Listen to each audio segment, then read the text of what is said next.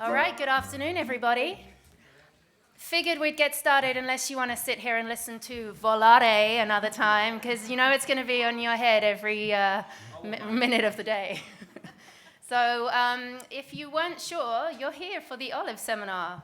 Everybody got that on their ticket? Good. Thank you for coming. Welcome. You might be thinking, or maybe you're not, why would I come to a seminar on olives? Why is this so important in this day and age in the industry? Well, let me go straight to the source, to the Bible, Spirits and Cocktails Compendium from the one and only Dave Wondrich with a little help from his friend Noah Rothbaum. And let's see what they say about the olive, just to set the context for this. Hallelujah. Indeed. The olive, as a cocktail garnish, looms large in the popular imagination, even though the vast majority of bar olives are only used in one drink, the Martini. Though the lemon twist is often favored as the proper Martini garnish, a silhouetted Martini glass containing a toothpick skewered olive may be the most recognized cocktail image in the world. And ladies and gentlemen, that is why we are here today, to celebrate the olive. And if you didn't catch that, you can now take a photograph of this slide. Of course, this wonderful book, if you don't have it already, is a must-buy for our industry. And incidentally, the olive page falls just a few pages after the marmalade entry, which I'm happy to sign for you if anyone wants at the end of the seminar. I can trust you, it's probably the best and only 25 words of my author career, but happy to sign the book for you later on. That's just an aside. Anyhow, it's not my first Tales seminar, and I always enjoy giving these seminars, and welcome to Tales of the Cocktail 2024.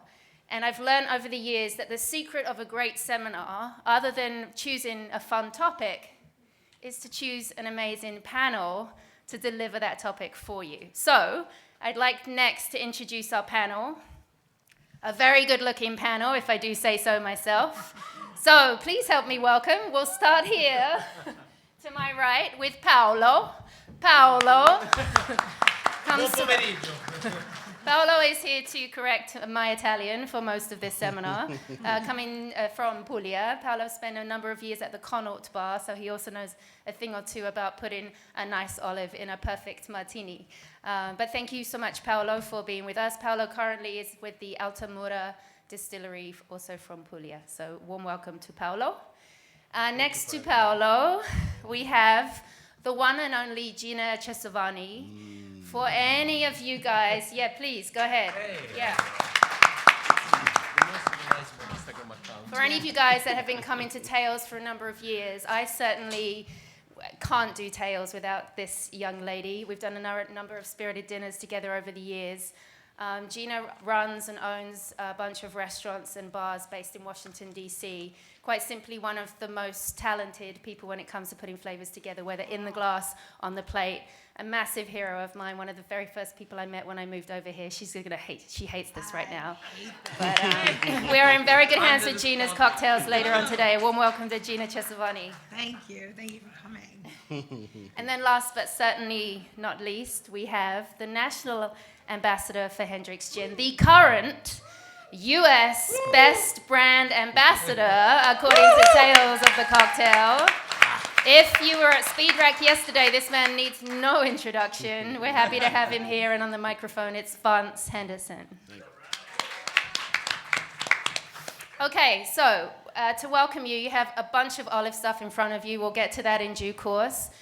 The olives and the little bamboo boat are just there for you to snack on. We also have some little taralini, which is a local snack from Puglia, flavored with black olive. You're welcome to snack on those as well. The cocktail we welcomed you with, because we know how this goes, it's so much easier once you guys have had a cocktail, is this one on screen right now. So this is the Almazara.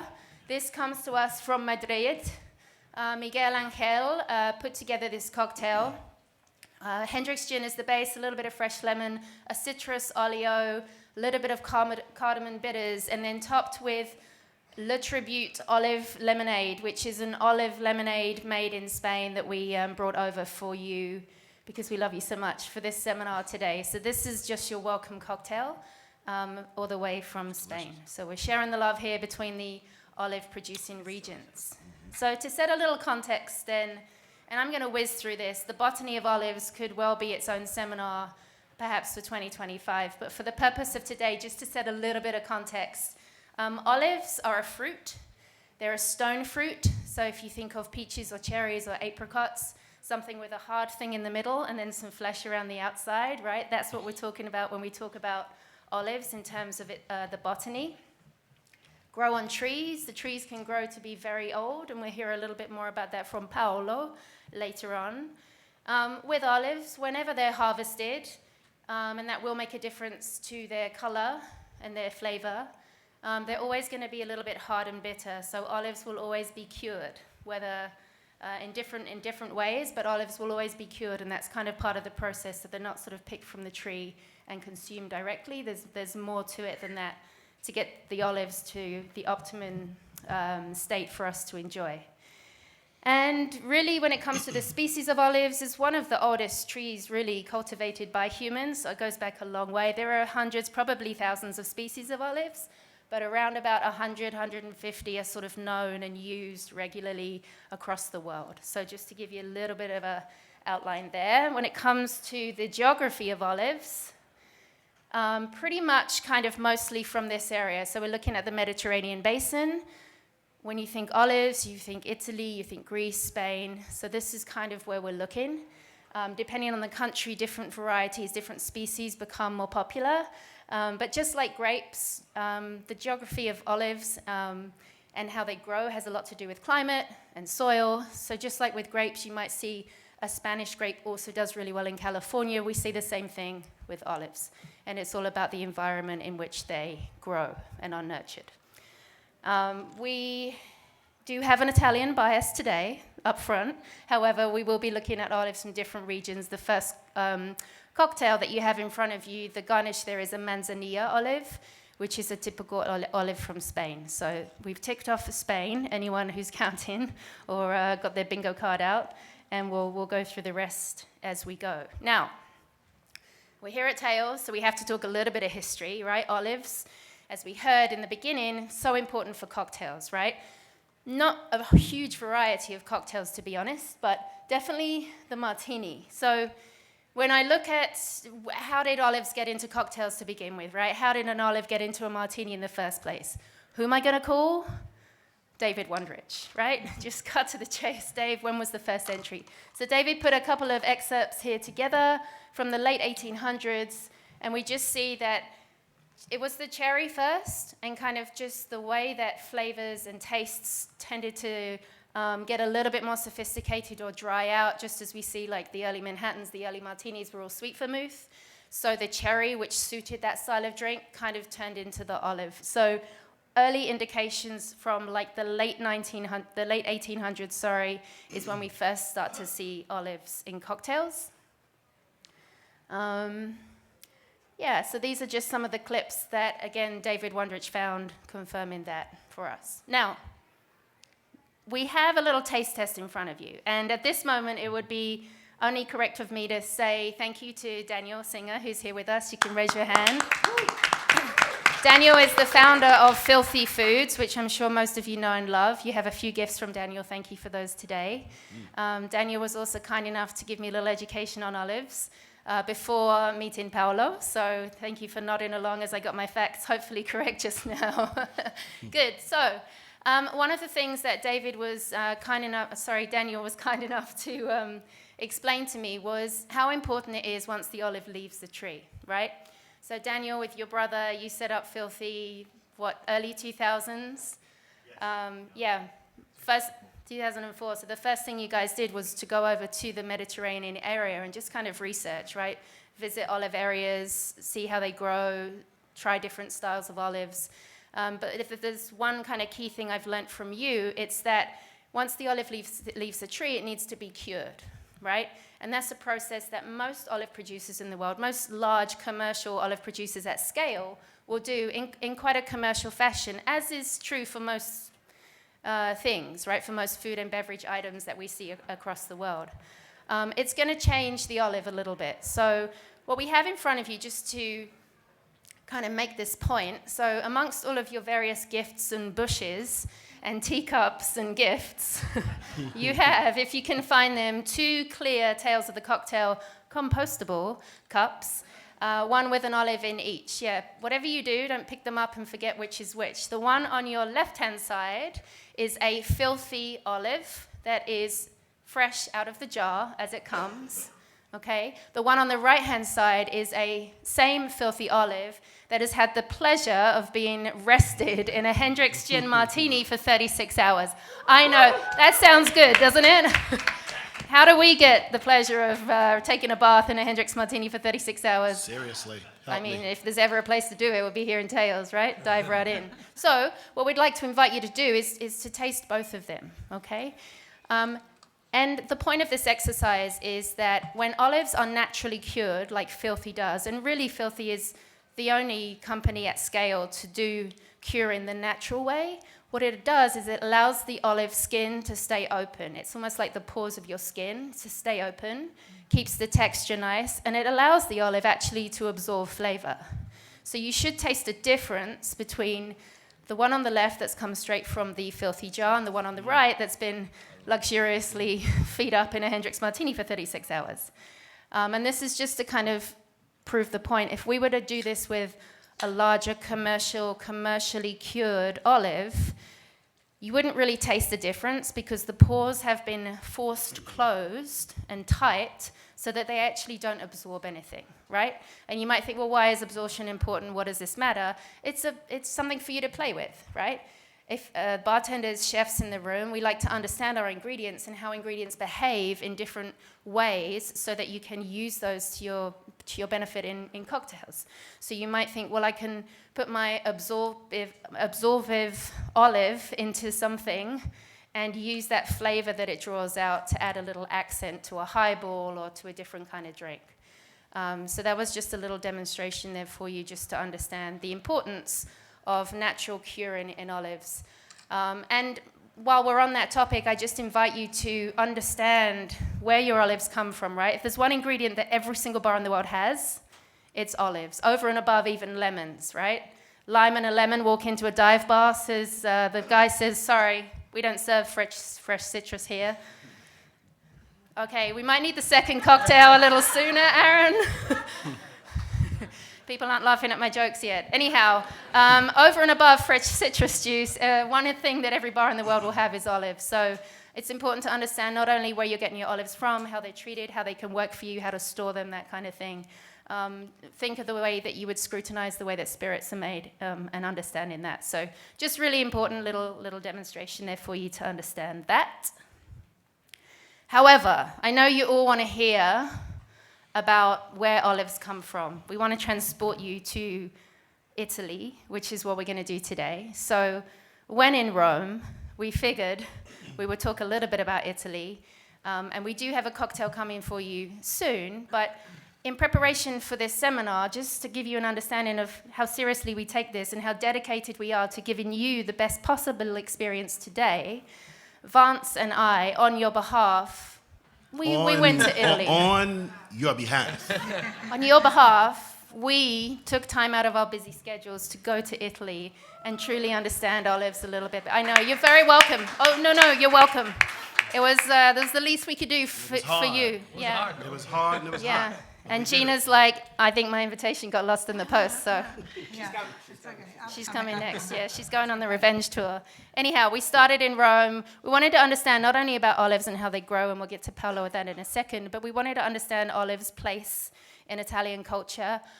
So we were ordering spritzes, some of which were garnished with olives, that kind of thing.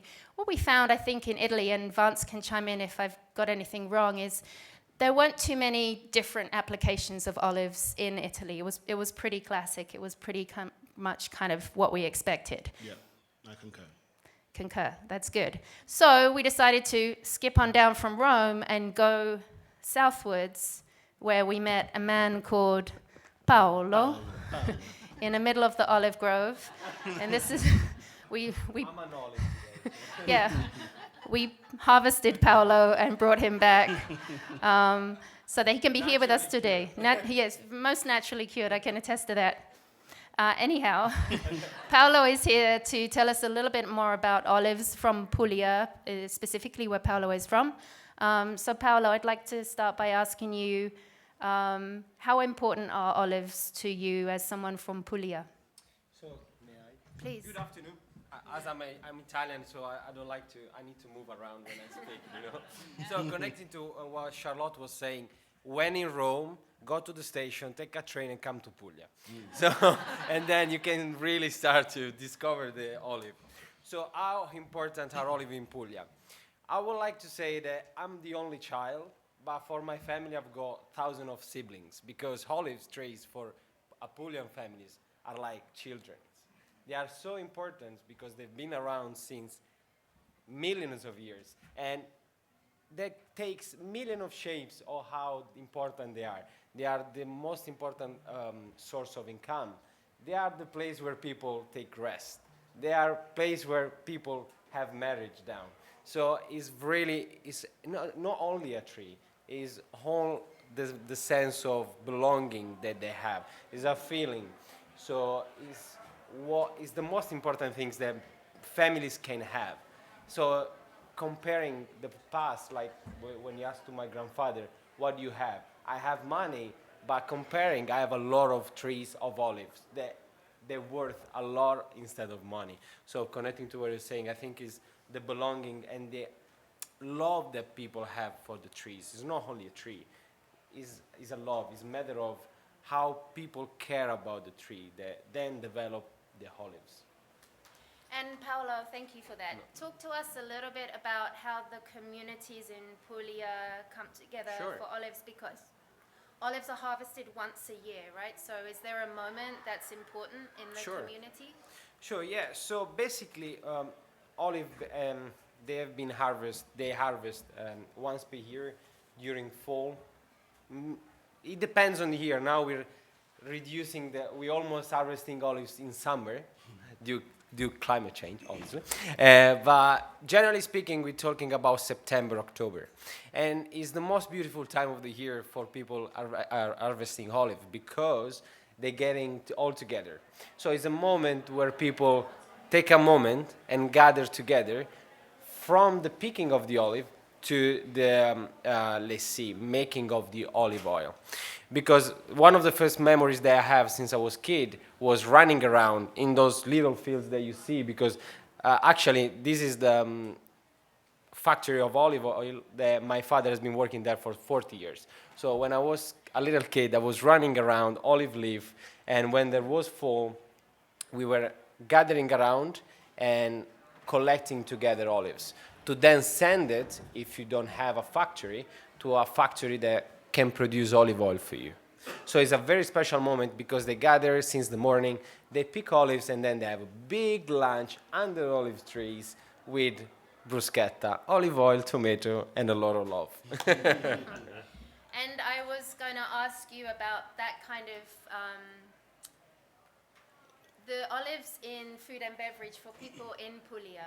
How do they enjoy olives? Is it the same way as we do here, on the as a dressing on the food? Do they put them in drinks? Like, how do people in Puglia enjoy olives? Generally speaking, they love to use olive on a natural way, on the most classical way. Because in Italy, in certain things, we are very stubborn. We can move around. We don't like innovation on things that are very eradicated. But nevertheless, nowadays, people are starting to enjoy, yes, olives on aperitivo, but they start to put more engagement in the cuisine.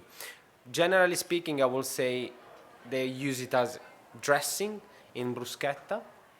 They use it as an aperitif, a lore. But the one, the cerignola that Charlotte was mentioning, are different generally from the one that olive oil is made from. But I will say from aperitif to dressing to also gelato. So a lot of ice cream makers now in Puglia are making gelato with salt, and it's fantastic. You get a lot of the texture and the mouthfeel, which is delicious. So I will say classically, but also nowadays some innovation is coming through. We tried olive gelato, no? In Otranto, Otranto. Yeah. Oh, yes. south of Puglia. They had a gelato. I mean, again, on your behalf. With a lot of effort. We endeavored to try at least one gelato a day, sometimes two, because again, you deserve the very best. Thank you. You deserve the very best. So we tried. Thank you. We tried at least one gelato every day, if not two. The rule was no less than two. No less than two. Yeah, as we, I think that was at customs, right? We landed at Rome Airport and they gave a stamp and they said, however, you can only enter if you have at least two gelatos every day. And we were like, Otherwise, we won't stamp your passport. yeah, we were like, well, we've come this far, okay. So we did. So we're down in the south of Puglia in a beautiful town called Otranto, and they had black olive gelato, and it was delicious. I'm not just saying that because, all things olives, it was literally delicious. So there were a few applications of, obviously it's a flavor that the local people understand very well, therefore understand how to put into some slightly more unusual applications. And if may I, Sì, especially certo. how now the world is moving more on the wellness side, people are trying to apply olive to cosmetics. So a lot of cream, paste for face cosmetics are made of olive paste. So And Paolo is actually 75 years old, Exactly. but look at him. every morning. Certo. Exactly. Certo. Thank you. So changing gears a little bit, can you talk to us, because recently there were a few problems with olive trees in Puglia, sadly. Can you tell us a little bit about that? Sure. Maybe may I? Yes, sorry, yes. So, voila. So basically, this is a picture that I took when I was home, because I love photography. And to summarize a bit, the olives are a bit the soul and the sun of Puglia. Nevertheless, since the early 2000, a big illness of trees affected Puglia. This is the tree I'm using now. Very beautiful, full of leaves. So the illness that we have been affected to is called Xylella. So Xylella is a bacteria, generally affect also grapes, and it comes from America originally. And what it does is stop the roots from taking water. So basically the plants naturally dies. And it's very sad, not only because of the plant itself, but because for people it's like having thousands of funerals every day. And I wanted to share you some picture to have a bit of understanding of how this illness can affect the land. So this is the Piana degli Ulivi. So Piana degli Ulivi is the landscape that you see from Ostuni, my hometown. So imagine that behind the picture we have got the city. The Piana, these are all olive trees that goes to the sea. And it's beautiful of seeing how beautiful the tree landscape can look like. But when the Xylella affects olive trees, this is the scenario that you can see. So basically, all the leaves are basically dried out. You don't have anything else left on the tree, and the only thing that you're left with is dried wood that you can, sadly, you can't reuse it. So basically, once the tree is died forever. The good thing is that people are now taking inspiration from this illness, let's say, and they are planting new plants. But it's very sad things for the country, for the city. And this is a bit of the image of the landscape that have been affected too. Luckily enough, also some people now have been reinventing themselves. For example, I've got a friend which does table for restaurant made of olive tree affected by Xylella. So basically they cut out trees and they made just tables for restaurant. It's a beautiful activation. Also Ellen Miller, the actress, came down to Puglia because we've got a lot of foundation that now works for Xylella. So it's definitely something very scary, but we're working on. Okay, yeah, it's sad to hear, but at least the recovery is Yes. underway. And Paolo, you yourself have a bit of a new project underway at the moment. Would you like to tell the nice people about that? Ooh. The secret new So I'm project? making ice cream based on olive oil. No, I'm kidding. So yeah, actually, I came back from my experience in London. I've been 6 years at the Conant because I wanted to open my business. Now I'm opening my own bar based on a whole olive oil mill. So basically, Ostuni has been built by layers, and there were a lot of caves in the city. So the building that I took is an olive oil mill, which is underground. Luckily enough, though, due to the city structure, I'm underground from a street view, but from another street, I'm up or down. So I've got beautiful view of the sea. So what I'm working on now is giving back everything to community. So trying to find all the pieces that I can put in to help communities. For example, I'm developing a concept with a clever guy from my hometown, which does 3D printing. And we are developing a container. I don't like to give it a name. It's a container that people can use for wine, water, cocktail, because in Puglia we like to share things. So we want to create a container that can allow people to share things. Can be water, olive, wine. And our idea is to replicate the texture and feeling of an olive tree and sell it and give it back to foundation that can help the illness of Xylella reducing. So this is one of the projects that I'm working on. And my idea when I opened the business is trying to give a small amount of every cocktail that I sell to olive oil, which can be 10%, I don't know. Like my idea is to give a small effort of mine, which could be big, to foundation that can help the people of my hometown to grow. So, and actually, this is a picture of a dear friend of mine.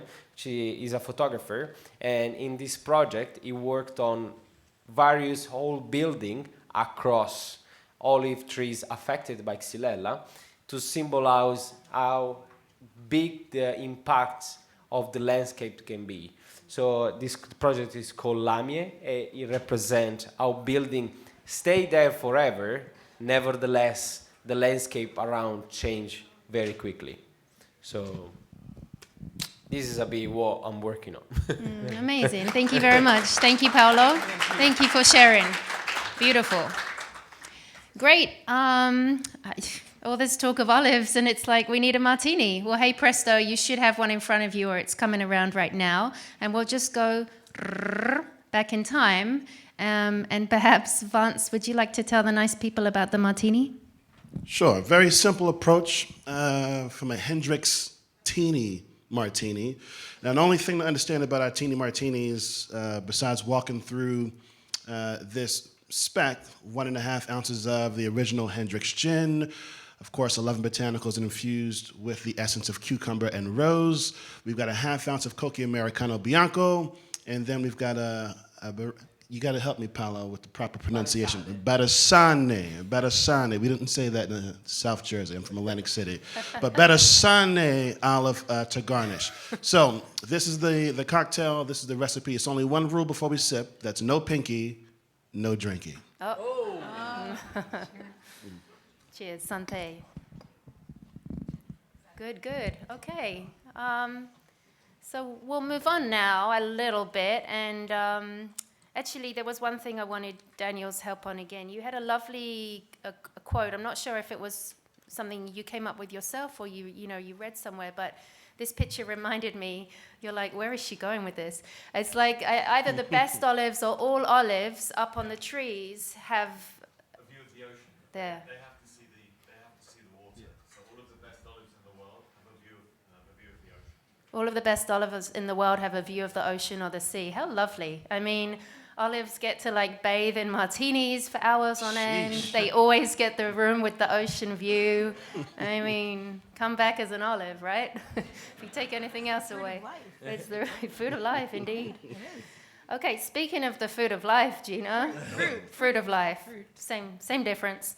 We're going to move on to Gina, and I think what we'll do is, if you don't mind, we'll skip to in front of you, amongst the bushes and the olives and the snacks and the gifts. You have a little sachet of olive salt. Do you want to sit? So you can stand, you can do whatever I you don't know. I wish. might sashay over there. I might. I don't know. What am I doing? You want to come over here? So Olive is going to take us through making Gina dust. Gina is going to take us through making olive dust. Hi everybody. So I have had like an interesting time. I don't know everybody in this room, and maybe I haven't been to Tales for a few years. I've taken my career from bartender and restaurant owner to TV, and I've been doing a lot of stuff on the Food Network and how to use take the bar to back to the kitchen. Right. I got to work with amazing chefs and learned a lot. My father was a chef and first generation here. So Charlotte and Vance brought 2 Italians to like give us a really solid, like, this is what olives are about. So I want to talk about making olive dust, right? So the olive dust, and what you have in here is olive salt.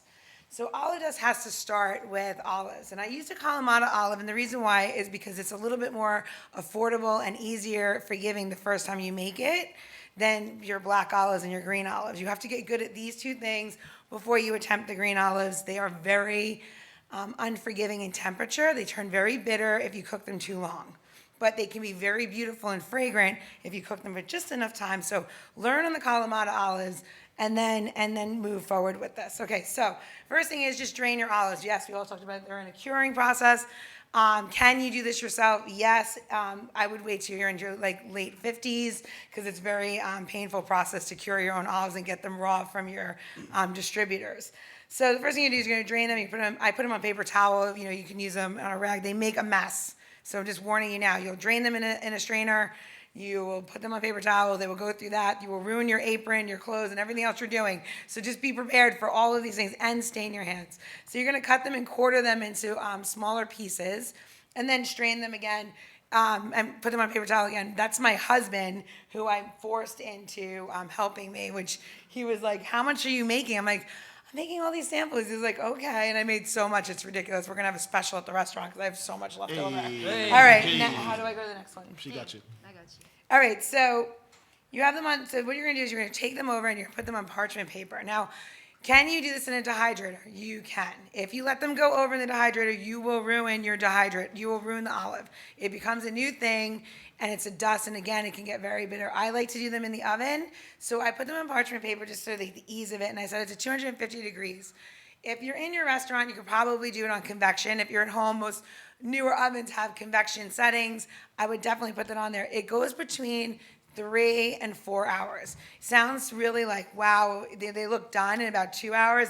They're not. The center is still very soft, and you're not going to achieve the texture that you want. But once you get it to 3.5 hours, basically you should touch the outside, should crunch, and then the inside should be almost soft, like a gum-like texture. And once it's there, that's when you can pull them out, and you're gonna let them cool. Let them come all the way to room temperature. Now, if you're in Miami or South America or someplace that's very hot, put them in the refrigerator and bring them to, 60 degrees, I'd say the most to like work with the olives. You really don't like want to put them in a temperature in a kitchen that's like 110 and then put them in your VitaPrep, because you will wind up with an olive paste, and that is not a bad thing. It's just not what you're trying to achieve. We can go to the next one. Okay, so I got very technical. Put them in a bowl. Make sure they're good, right? All right. The reason why I put them in a bowl is because you don't want to overload, whether you're going to use a Roboku or you're going to use your blender or you're going to go real old school and Nona it up with a pestle, a mortar and pestle. You can use that as well.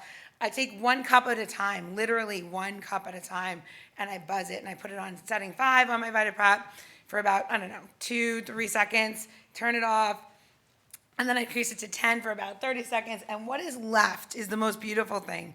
It's a coffee-like consistency, and what you have is this olive dust, and now you have so many applications just for olive dust. You can, if you eat fettuccine alfredo, you eat whatever, you can put it on top of your pasta, you can use it in food, you can use it, as a rim on a cocktail before you even put something else with it. But when you smell olives, when they are in this state, they take a different aroma. They become fruity.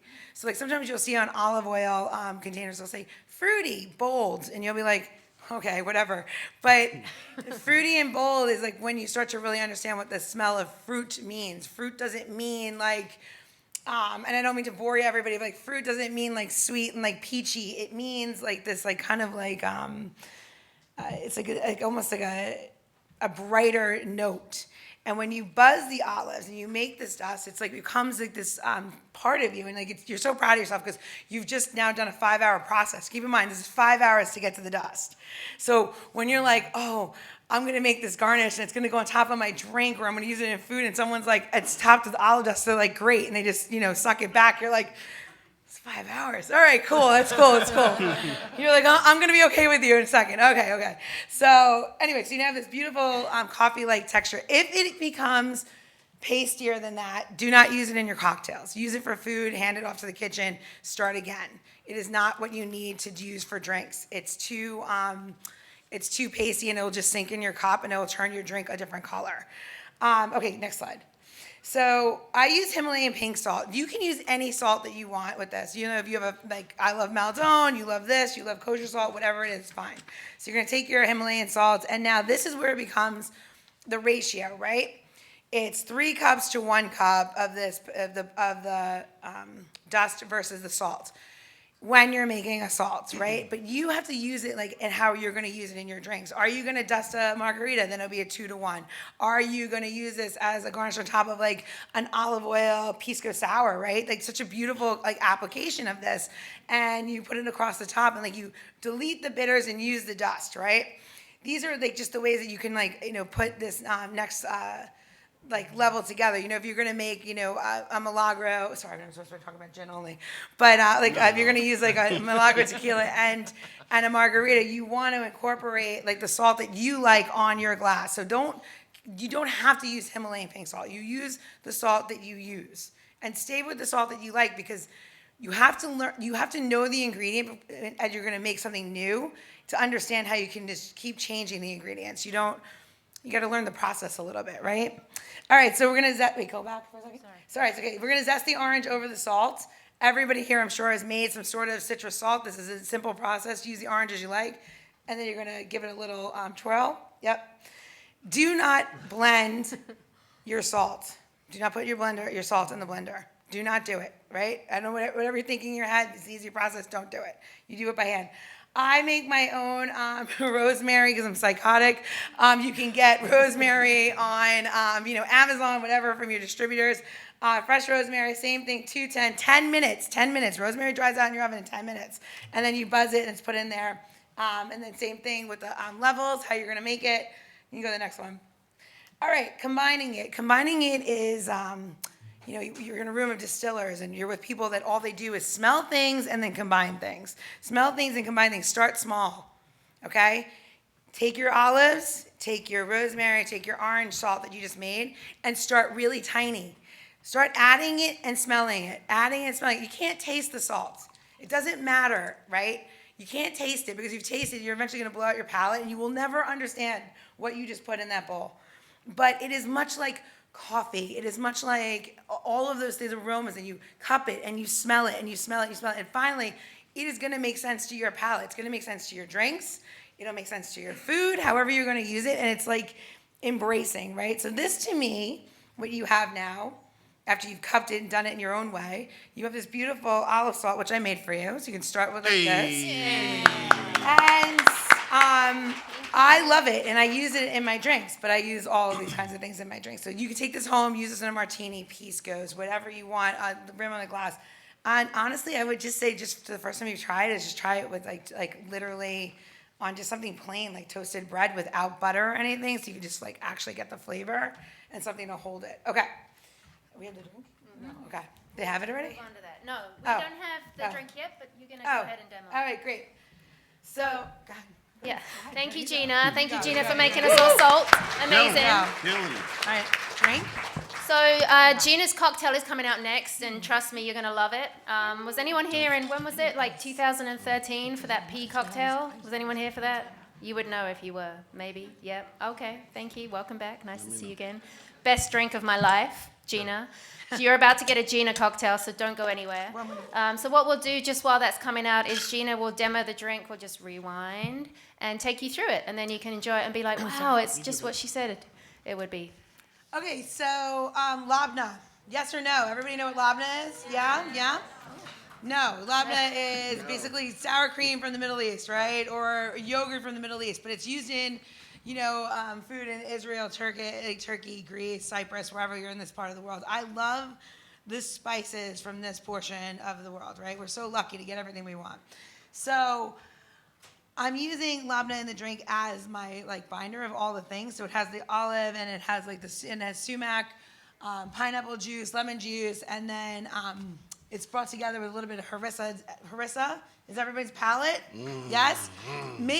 I use the New York Shook harissa with the lemon preserve. It's really lovely. Harissa is personal. You can make your own harissa. Try a store-bought harissa and then make it your own, right? Start really experimenting with this. This all comes from a dish that I absolutely love. It is just literally labna, chopped olives, a little bit harissa, and then they served with bread, right? And you just eat it. So I'm like, how can I make this into a cocktail? How do I bring this back a different way? So anyway, we're gonna do this right now, and then you're gonna be able to try it. So we're gonna use Hendrix. This is gonna be 1.5 ounces of Hendrix. Really? And I know 2 ounces of Hendrix, 6 ounces of Hendrix, half a bottle. It's now a punch. We're gonna put this in there. It seems so silly to tell everybody this. And then you're gonna use your pineapple juice. You can roast pineapples and make pineapple juice for this. It is a very specific flavor. Very good if you're doing a pairing menu. If you're with one of your chefs and you're in a bar that has this, use the roasted for it. It's really great. So we're gonna use our pineapple juice. I'm gonna have to measure it. Lemon juice, and then I made a cardamom pineapple syrup. And it's just, simple syrup, right? But then I used the pineapple with it and then the cardamom, which is really quite lovely together, right? So now you have your sweet, all your flavors, everything's in there. And now we're going to use a little bit of a harissa, which is done with this is such an easy thing. You just buy this, right? You don't have to make it. 1 bar spoon. It's spicy, though. Mine is a little spicy. So you don't want to use too much unless you want it really hot. It's up to you. And then the labna. Okay. They made the labna here for me, thank you. I got you. They made the labna here for me, which is absolutely amazing. So they did it with yogurt, Greek yogurt, and salt, and they let it sit, right?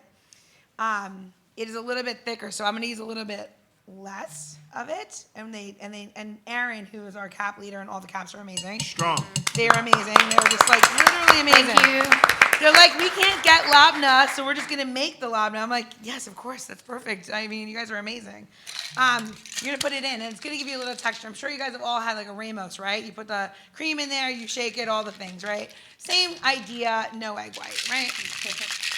I have a lot less of the yogurt right now, right? All right. Very short shake. I'm sure it should have been harder than that. I have no ice. It all melted. So don't drink this drink. Anyway, no, I'm just kidding. I need another cup. I got you. Man, I'm going to use my little cup. You know what? I'm going to use this.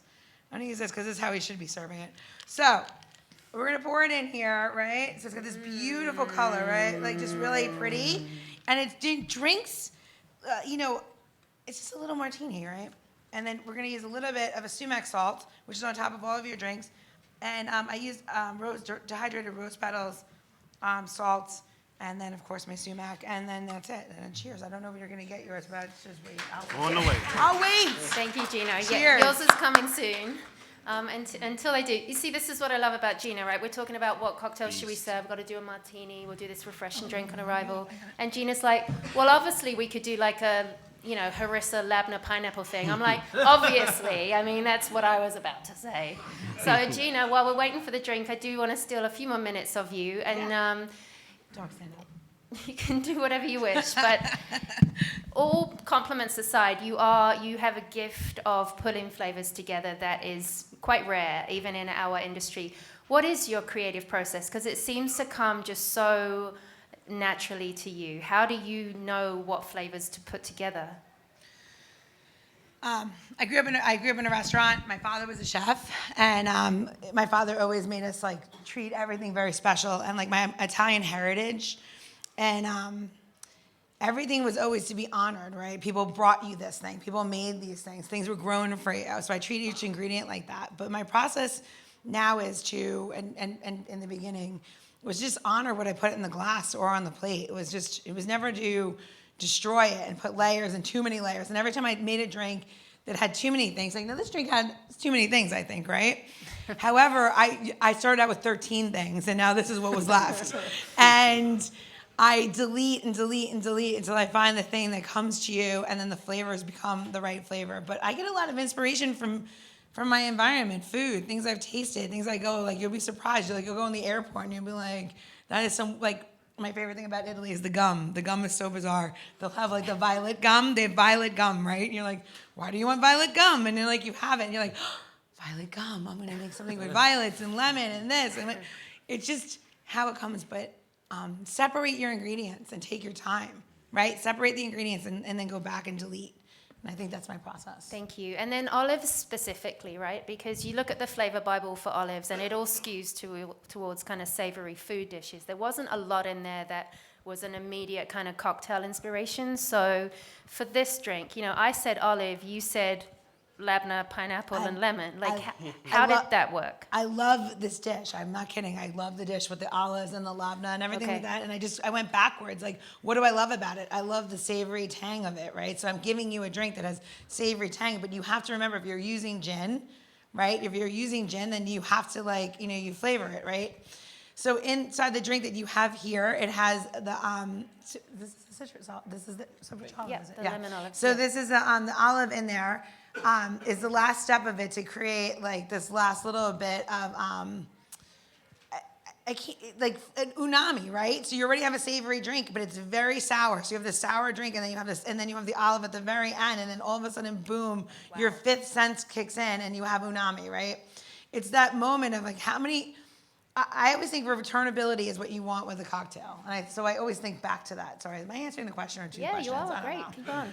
Sometimes I answer two questions, and the next thing I know, is there a bell? Is it going to be timed? I don't know. I will time you out. Don't worry. No, that's great. I think it's as soon as you get this drink, try it. Give it a nose and try it. It's amazing. The flavors they just pop. But one thing I think to take from this drink, perhaps in particular, is that it's not only what you do with olives in your cocktails, it's also how you use the note of olive, right? You know how every bottle in your back bar represents like a palette of flavors. We talk about, even when you talk about the tasting notes of whiskey, right? We come up with all of these wonderful words, none of which are actually in the spirit, but we pull out the notes. So olive as a note can be used in drinks. There was Dave Arnold, who I'm sure you've all heard of, has just opened a new bar in New York, Bar Contra. You have to race back and go visit. But when he was opening, I went to see him, and we were talking about olives in preparation for this. And he had a cachaça, right? He had, this is going to be our house martini. I don't know if it is or not, but it was just an idea. He's like, we're going to use this cachaça for our martini. And I was like, well, that's unusual. And he's like, yeah, but smell it. And you get this amazing black olive note on the nose and the taste of this cachaça. So he was like, martini, olive, martini, need the olive note, so why not use this? Because it delivers that kind of flavor. So another kind of tip and just piece of inspiration for you all from this seminar today is not just physically how you use olives, but how you might apply that olive note that you pick out of different spirits or food items and things like that. And if No, Isn't it good? Have you guys tried this yet? The people in the back are like, no, not yet, but it's coming.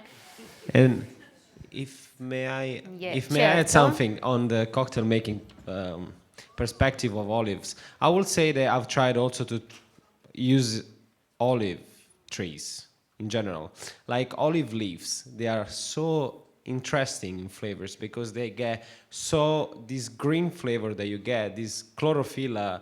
Try to infuse it like olive leaf on a gin. It gets all this beautiful flavor that you don't get a usual flavor from the olive. So you get an olive flavor that doesn't come from an olive. And also the bark of the olive is so sensational because it's got this softy and texture flavor that softener the palate, so infusing like the bark with the spirits. Amazing. Fantastic. And actually you do have a fresh olive branch. We have extended literally a fresh olive branch to all of you today. So you can take that home and infuse something with olive leaves, because Paola said so. Make sure that you eat that olive that's in there. It has preserved lemon in it, and it's just it's gonna bring the whole thing like even full like circle. Or you could be like, this is the worst drink I ever had. I'm not really sure. Oh, I love it. Oh, I was messing with you. I didn't want to. So now that we've heard from Gina and had some delicious olive cocktails from us, so to speak, we wanted also to take you on a bit of a journey around to, again, on your behalf, you're welcome. We took a little expedition to some of the best bars in the world, and we spent time with some of the best bartenders in the world to find out what they think of olives, how important they are to them, how the very best of our industry are using olives, and how they would use olive flavoring cocktails. So Vance is now going to take over and take us through some of the olive cocktails that are out there. All right. Thank you for that. Okay, so I'll work this for now. How we feeling, Fam Bam? How we feeling, Fam Bam? That's more like it. We've had some delicious cocktails, Have we learned something new? Have you learned something new? We've learned something new. We've tasted something new. We've seen some things.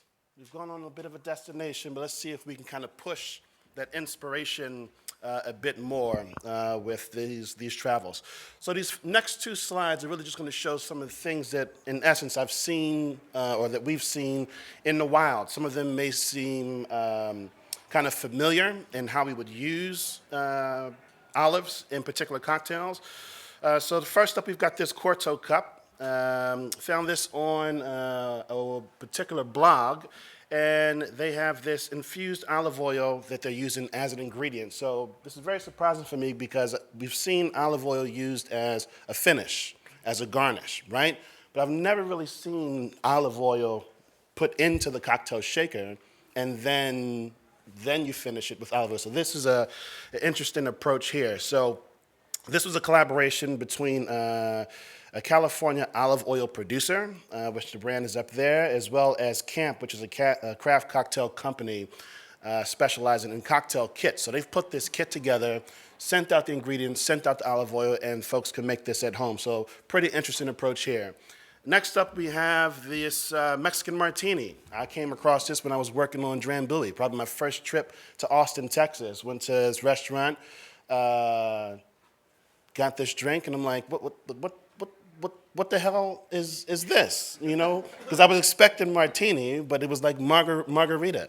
But then it was margarita sent in a completely different direction, and that was absolutely fantastic. So very simple application here. You've got olive brine that's included in this particular cocktail, and then, of course, it's finished with an olive garnish.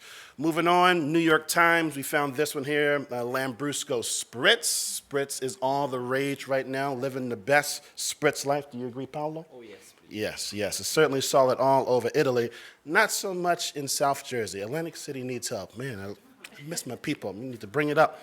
But Lambrusco Spritz, New York Times. What do we have in this? We've got a little bit of Amaro, fresh grapefruit juice, a little bit of Lambrusco. Love Lambrusco. Good gracious. Sparkling water, and then, of course, very simple olives as the garnish here. Our last one here is interesting because after everything social, we're in this rage of social media, right? Facebook, Instagram, all of this has literally changed our life. I think I asked someone yesterday, what comes next? And we see it. It's AI, right? Menus are being done with AI. All kind of things are being done with AI. So someone asked AI to create a cocktail. So this is the AI Spritz, produced and created by artificial intelligence. The request was an original mocktail, so this is a non-alcoholic cocktail, featuring green olives, reminiscent of a dirty martini, but using no zero-proof alcohol. We've got olives as the garnish, olives inside. We've got olive brine from a simple purchase from the store. Grated lemon zest, a little bit of orange zest, lemon juice, orange juice, simple syrup to taste, water, and then a bit of rosemary for garnish. So super simple, but artificial intelligence is in on the olive game. It's madness, literally madness. You can't get rid of it, can't get out. Another one here, we've got an Amaro highball, so we're going long, light, bright, simple application here, as an olive garnish as well.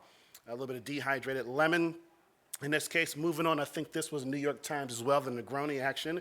A little dirty Negroni in this particular case. I think we could even go a little filthy if we tried, right? How have they applied it? We've got olive washed gin in this particular case, a little bit of that bitter truth, olive bitters, and then we've got olive as a garnish. Moving on, we've got this Verno Tempore. Of course. I've been approved, tempore. Olive oil washed vodka in this case. We've got a little bit of fennel and citrus infused Blanco vermouth, and then 4 dashes of green peppercorn and matcha tincture, all right? A little bit of scrappy celery bitters here, and then the olive oil they've infused with parsley and fennel. So you've got a few different applications of the olive in this particular cocktail. What are we doing sharing all these? Pushing your inspiration. That's what we're trying to do.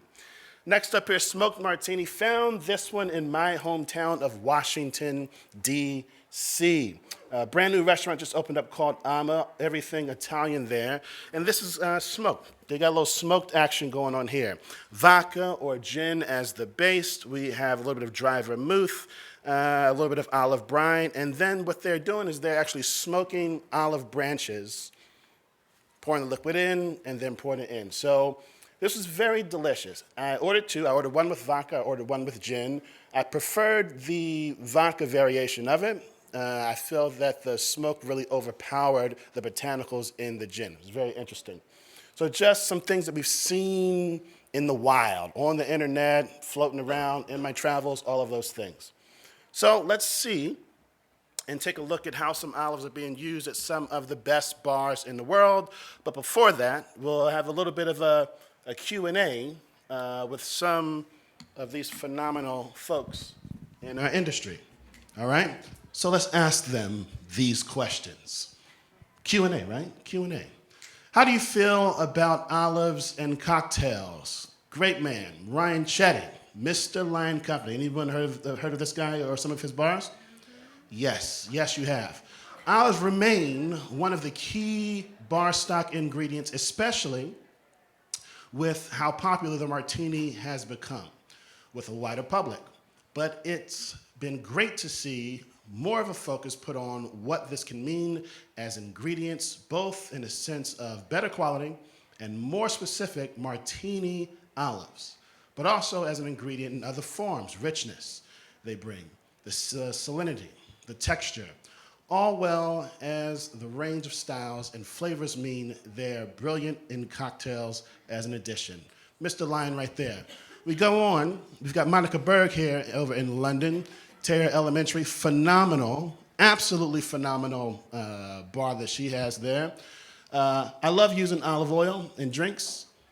You can really capture the flavor through that fat washes when using high quality extra virgin olive oil. Also, certain olives lend themselves really well to be used as a flavor component, such as Kalamata olives, either through distillation or infusions, and I think it's a great and versatile ingredient overall. So, pausing in London, seeing what they've got going on here. They've got some of the best bars in the world. They've won many, many awards. So I think we can take some of the things they say about olives as gospel. Moving on a bit more, we've got Giacomo. I got that one. What's the last name I've always struggled with Giacomo? Gianotti. I can't Henderson. Vance Henderson. I don't know, Vance Henderson. Same. No. Olives are an ingredient that we use often in Paradiso. So we're in Spain, now in Barcelona. I've only been there once, had one night. Phenomenal night. I'll leave it at that, all right? We use them often in Paradiso as it's the main Mediterranean product, right? We saw that earlier in some of the slides that Charlotte shared. We have used a lot in very different ways through the years, from a frozen Gordal olive from the south of Spain, which we will also see in application form, to olive paste, seeds. For our signature cocktail, Sea Heart, we use the seeds of the olive for an infusion into Fino Sherry. The seeds release bitter olive flavor that complements an olive tonic in the drinks. And that olive tonic we had a little bit earlier in the first cocktail, which is absolutely fantastic. Literally, I want some cases of that in my house at all times. Next up, good man here, Stefano Cantino. We're going over to Sydney, Australia, maybe Sammy Group there.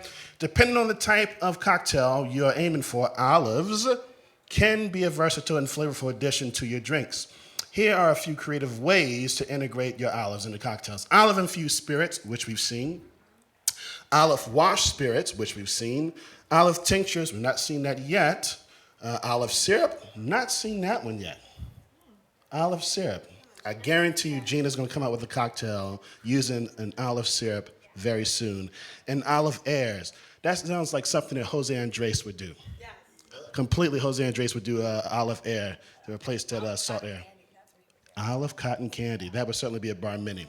So there we go with Sydney, Australia. Okay, let's keep moving here. So we've got Earl Woods Moussaka. This comes to us by Nico De Soto from Wacky Wombat in London.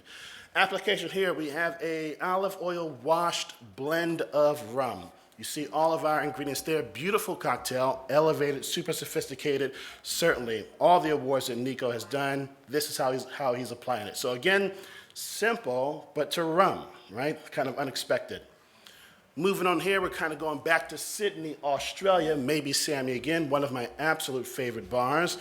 And they've kind of did this, I think this was birthed out of the pandemic when they were doing prepackaged cocktails. Vodka as a base, olive brine, oregano, a little bit of Norley Prat, vermouth, grapefruit bitters, and then we've got a Sicilian olive garnish in this particular case. Absolutely delicious. Lion Negroni, this comes back from Mr. Lion and his group. Super Lion here in Amsterdam, Netherlands. Bombay Sapphire, gotta love them. Martini bitters, vermouth, I do. I just got love for everybody. Vermouth, olive, and celery leaf there. So beautiful incorporation and infusion in this particular cocktail. Also very sophisticated, beautiful way of presenting a Negroni in a different way. More depth of flavor is what we're doing here. So again, keep at the forefront of your mind, pushing your inspiration, right? Super Cool Martini. This is a super cool cocktail that I had that night that I was in Barcelona. This is coming to us from Paradiso. So they've made this, once it was with Malfi gin. In this case, they've got a gin that they're making in-house, Gin di Tartufo. Tartufo, yes. Tartufo Bianco at Paradiso. So they're making it. Mancino Secco Vermouth, in this particular case, a little bit of mustard seed, Gordal olive, right? So what's cool here is that they have frozen the olive completely frozen, right? I literally thought it was regular olive, bit into it, came real close to chipping my tooth. That would not have been cool getting on my cruise the next day, but I didn't. I didn't chip it, right? So frozen. Have we ever seen on Instagram or YouTube, they have like the Coca-Cola, right? And then like you just see like magically they're pouring the bottle of Coca-Cola and then it's like freezing. It almost turns into a slush. They have their own version of that super cooling technique at Paradiso, right? So as soon as the liquid touches the frozen olive, you begin to see it form a slush, right? So that's what's happening here. Charlotte had some notes here. Where'd it go? Either way. But that's it, right? There's super cooling technique. In essence, they've got this liquid. As soon as it touches the frozen olive, it begins to create this mountain of slush, all right?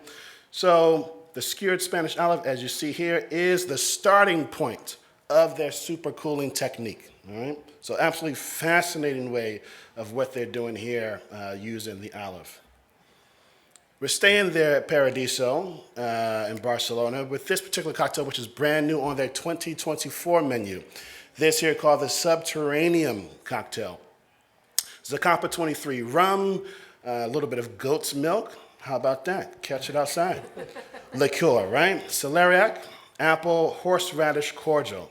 Some very interesting flavors there. I expect nothing less than this from Paradiso. It's the reason they won Best Bar in the World. The garnish here is where we're getting our olive infusion, right? Olive paste. What have they done with it to create this olive paste? A honey infused with black Kalamata olives for 1 month. Not every bar has the opportunity or the bandwidth to infuse a honey for 1 month. God bless them, all right? That is paired, as you see in the second little jar here, as the garnish. That is paired with goat's cheese cream, edible worms, paradiso, and edible flowers. So again, you can afford to do that in a place like this. I couldn't do this when I was running my rum bar in Washington, D.C. My costs didn't allow for it, and my boss, damn sure, did not allow for it, all right? What do we have here? The Gustave. You came across this, Charlotte. You were in Paris, France, yeah?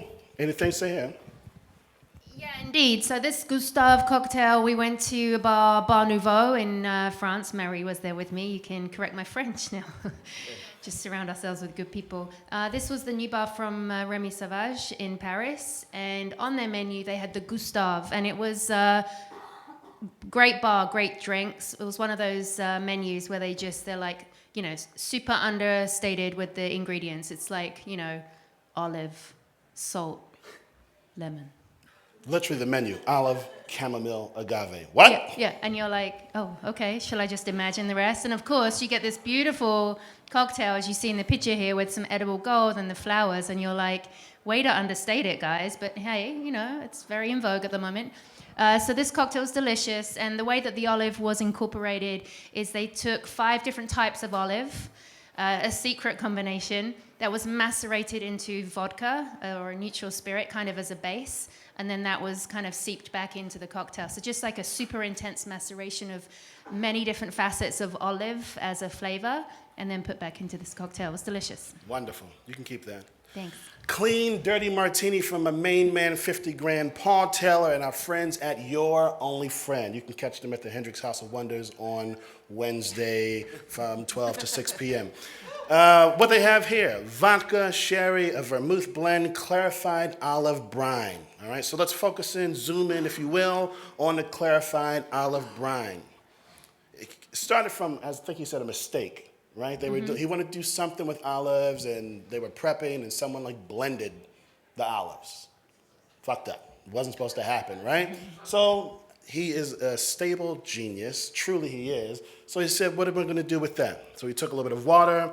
We've got the Castelvetrano olives, diamond crystal salt, lactic acid, and a little bit of MSG, which tends to get a bad rap. Come on. You going to be down with OPP? Gotta love the MSG. Blends it in a Vitamix. I know you like that. Blends it in a Vitamix. It sits for 2 days, racked and filtered. Again, just a wonderful way that's really pushing the boundaries of how we are using olives. And last but certainly not least, beautiful people, we've got this lemon coffee cake cocktail. Not pictured. We've got the ingredients here from Francesco La Francone. See. Was that it? Damn, I got it right. Smooth, smooth. What do we have here, beautiful people? We've got 1.5 ounces of Pallini limoncello, 1.5 ounces of Maletti liquore al cafe, 1.5 ounces of mascarpone lemon spread foam with an extra tea there. All right, know what I'm saying? 1 pipette, folks, filled with lavender-flavored Italian extra virgin olive oil. So we've taken the olive oil, infused it with lavender. Boom, bam, pow. Even though you can't see it, you would have to like it now, all right? And that is the lemon coffee cake from a friend, Francesco, over in Las Vegas, where he's running things at Carver Steak and Resorts World. So I'm going to give it back to Charlotte, but I just got some questions for you. So have you learned something new? Yes. Have you tasted something delicious? Yes. Have you been inspired? Yes. Charlotte, the floor is yours. Thank you very much.